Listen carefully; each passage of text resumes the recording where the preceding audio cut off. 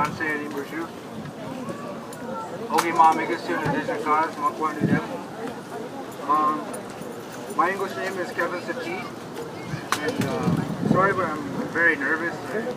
Nervous to speak in front of crowds. But I just want to say that very heartbreaking.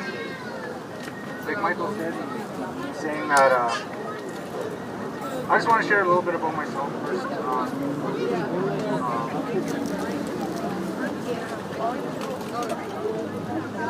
What's that?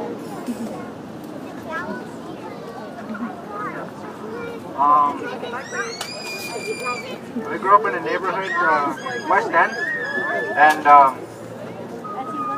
I grew up seeing prostitutes every day. I still see sex trade workers every day on the corner of my street. On my way to university, on my way home from my friends' places, and it's very heartbreaking to see it. And I was raised not knowing that it wasn't normal, and growing up I didn't know that it wasn't, I didn't know that it was a bad thing. I seen it every day, and it's not normal. It's not normal for our women to have to stand on the corners and sell their bodies for money, for food for their children. They shouldn't have to do that. We need to help our women, raise awareness with stuff like this, Bell Tower. A few things that I've done in the community, or that I'm doing in the community, is I'm a part of the Aboriginal Men's Anti-Violence Campaign, which is a series of posters that is helping to stop violence against Aboriginal women and just women in general. It's 5 posters, and there's different themes each poster. One poster is a father with his children, his boys, and it says, I'm helping to end violence by raising my children to respect women. And that's one thing that I think we need to do, is to teach the kids to respect women, and to teach the young girls too that they should be respected by men.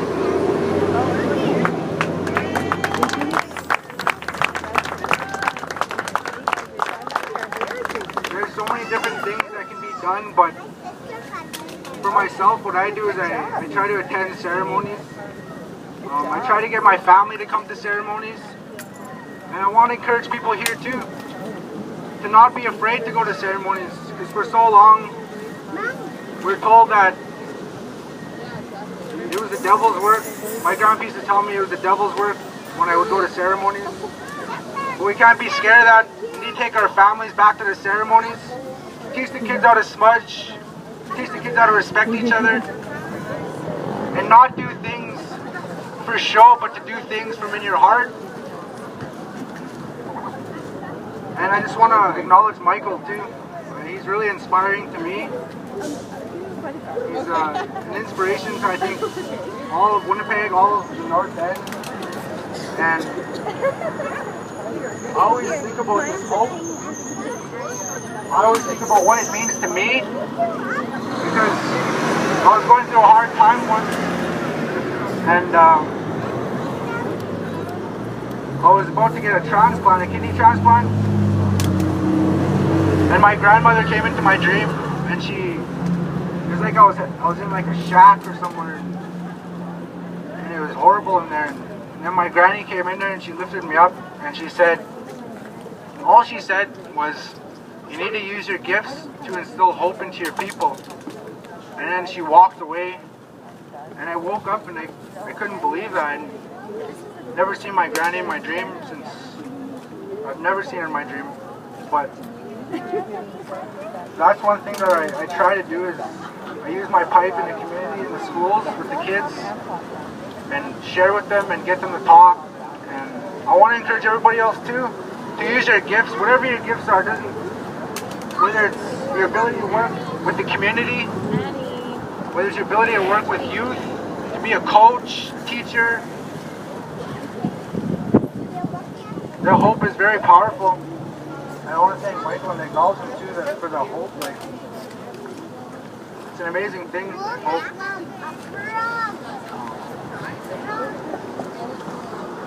What do you think about hope? That's what I want to ask you guys to question to yourselves. What does hope mean to you? What is hope? Hang on, pain ends.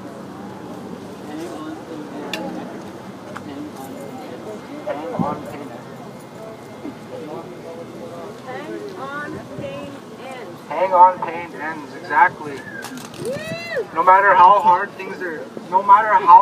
things are, you continue to push forward, to stay positive. Because if you let that negativity take you over, and the negative thoughts take you over, it'll bring you down, and you won't be able to function as a positive person. But I just want to say regrets to Michael for doing this, for everybody, for the community, and for the women, to help stop violence against our women. And